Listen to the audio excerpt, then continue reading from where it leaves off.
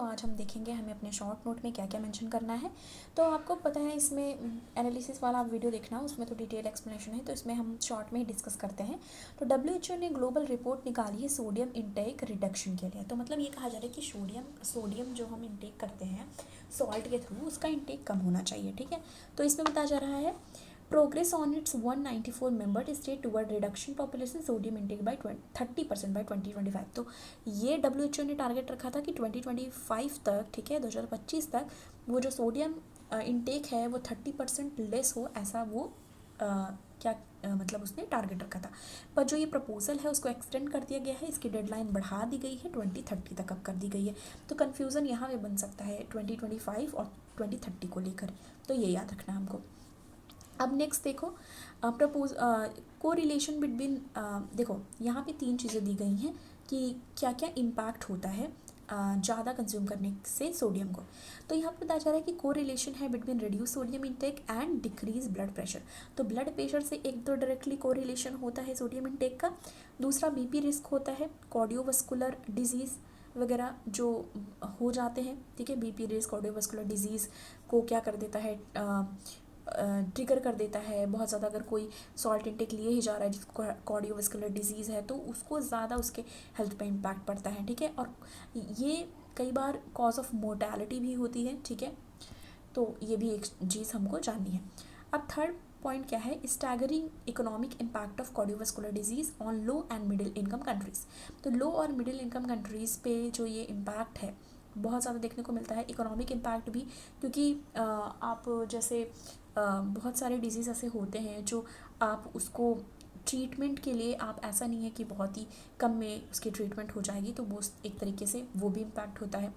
अब फूड जो सेफ्टी और ये जो FSSAI है उसने इम्प्लीमेंट किया है ईट राइट इंडिया मूवमेंट। ठीक है, FSSAI ने इम्प्लीमेंट किया है ईट राइट इंडिया मूवमेंट, मतलब सही खाने की ज़रूरत है, ये मूवमेंट की बात की गई है, ईट राइट इंडिया मूवमेंट। ठीक है, अब यहाँ पे बात की जा रही है इंश्योर करने के लिए और सिक्योर करने के लिए हेल्दी एंड सस्टेनेबल न्यूट्रिशन को फॉर ऑल सिटीजन की बात की जा रही है कि वो हेल्दी एंड सस्टेनेबल न्यूट्रिशन ले।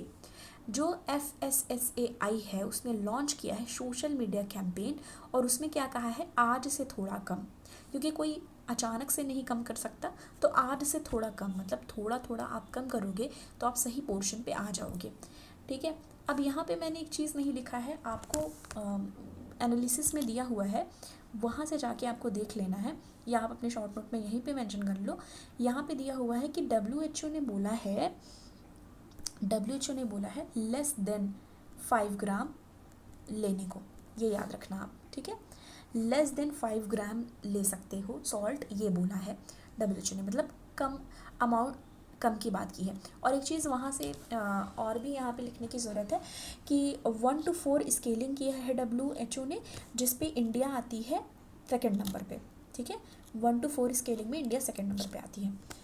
अब ये नेक्स्ट हमारा पॉलिटी एंड गवर्नेंस से रिलेटेड है। रेपुटेशन शब्द की बात की गई है, यहाँ पे बात की जा रही है लाइफ एंड पर्सनल लिबर्टी की। ठीक है, तो रेपुटेशन शब्द की बात आई है, तो जैसे मैंने ये एनालिसिस का जब वीडियो डाला है, जब बनाया, उस वक्त भी कहा था, अभी कहती हूँ कि 2021 की बात है या 2022 की बात है, 21 की शायद बात है।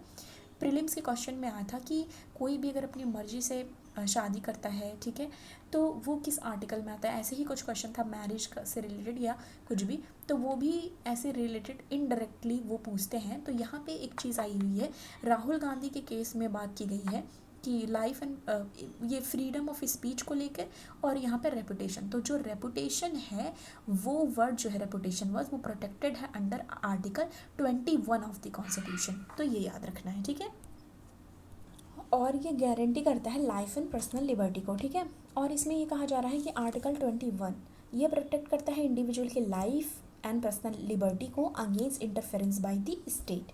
ठीक है, तो ये याद रखना है।